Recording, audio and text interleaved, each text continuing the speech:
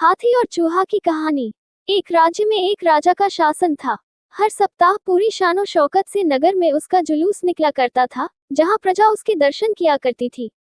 एक दिन एक नन्हा चूहा उसी राजमार्ग के किनारे किनारे कहीं जा रहा था, जहां राजा का जुलूस निकलने वाला था। वह चूहा था तो छोटा सा, मगर उसका घमंड बहुत बड़ा था और वह खुद को सर्वश्रेष्ठ और महान समझता था।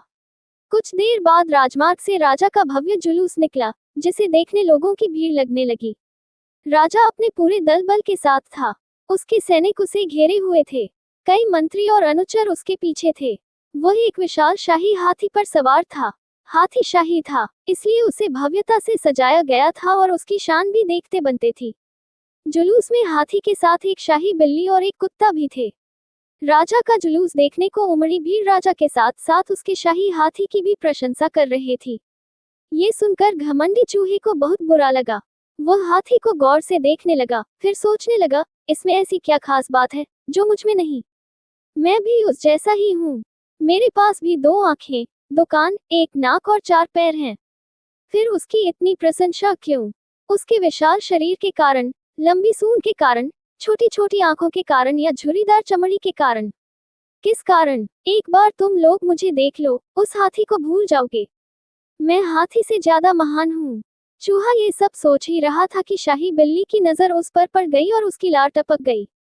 जुलूस छोड़ वह उसकी ओर लिपकी। फिर क्या था, चूहा अपनी सारी महानता भूलकर दुम दबाकर भागा। भागते भागते वह हाथी के सामने आ गया। आगे बढ़ते हाथी ने उस पिद्दी से चूहे को देखा तक नहीं और अपना विशाल पैर उठा लिया। चूहा उसके पैर के नीचे कुचलने ही वाला था, मगर किसी तरह उसने खुद को बचाया। वहां से बचा तो खतरनाक कुत्ता सामने था, जो उसे देखकर गुर्राया। चूहा पूरी जान लगाकर वहां से भागा और राजमार्ग के किनारे स्थित एक छेद में घुस गया। उसका सारा घमंड उतर चुका था। उसे समझ आ चुका था कि वह इतना भी श्रेष्ठ और महान नहीं। सीख, किसी से मात्र रूप रंग की समानता हमें महान नहीं बनाती। महान हमारे गुण और कार्य बनाते हैं। अगर आपको कहानी पसंद आए हो तो चैनल को लाइक एंड सब्सक्राइब और बेल आइकॉन को प्रेस कीजिए।